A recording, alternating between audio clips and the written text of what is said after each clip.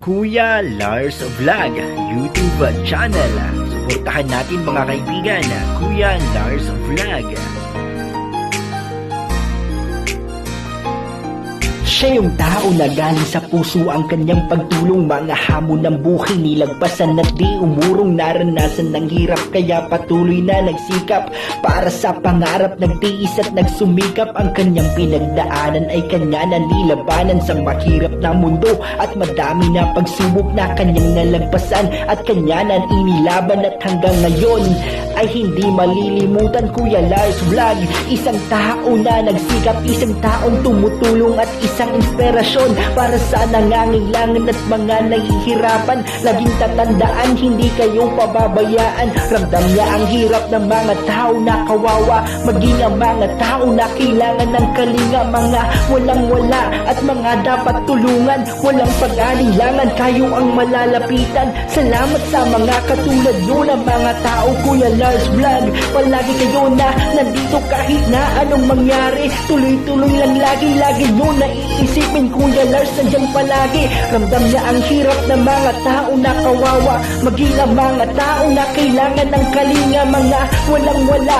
at mga dapat tulungan, walang pag-alinlangan, kayo ang malalapitan. Kahit na anong trabaho sinubukan mong pasukan, makaraos lang sa buhay, may mailaman sa tiyan. Dahil ang iyong naranasan na biktima ng kamalasan, napadpad sa Manila nang hindi inaasahan. Kaya ikay nagsikap, patuloy na kumayod para makasurvive. Nagtrabaho, inaraos ang hirap ng pamumuhay, naranasan mo sa buhay. Kaya ngayon, patuloy mong iniaalay. Salamat sa mga katulad nyo na mga tao. Kuya Lars Vlog, palagi kayo na nandito kahit na anong mangyari. Tuloy-tuloy lang lagi nyo na iisipin. Kuya Lars nandyan palagi. Ramdam niya ang hirap ng mga tao na kawawa, maging ang mga tao na kailangan ng kalinga. Mga walang-wala at mga dapat tulungan, walang pag-alinlangan, kayo ang nalalapitan. Salamat sa mga katulad nyo na mga tao. Kuya Lars Vlog, palagi kayo na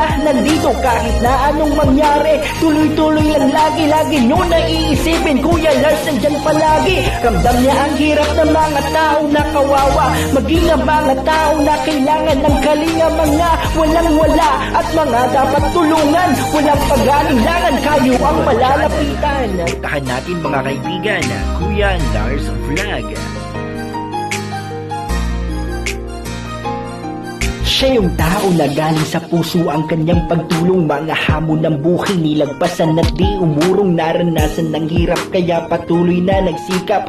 Para sa pangarap nagtiis at nagsumikap. Ang kanyang pinagdaanan ay kanya na nilabanan sa mahirap na mundo. At madami na pagsubok na kanyang nalagpasan. At kanya na inilaban at hanggang ngayon ay hindi malilimutan. Kuya Lars Vlog, isang tao na nagsikap, isang taong tumutulong at isang inspirasyon para sa nangangailangan at mga nahihirapan. Laging tatandaan, hindi kayong pababayaan. Ramdam niya ang hirap ng mga tao na kawawa, maging ang mga tao na kailangan ng kalinga. Mga walang-wala at mga dapat tulungan, walang pag-alinlangan, kayo ang malalapitan. Salamat sa mga katulad nyo na mga tao. Kuya Lars Vlog, palagi kayo na nandito kahit na anong mangyari. Tuloy-tuloy lang lagi nyo na iisipin. Kuya Lars nandyan palagi. Ramdam niya ang hirap ng mga tao na kawawa, maging ang mga tao na kailangan ng kalinga. Mga walang-wala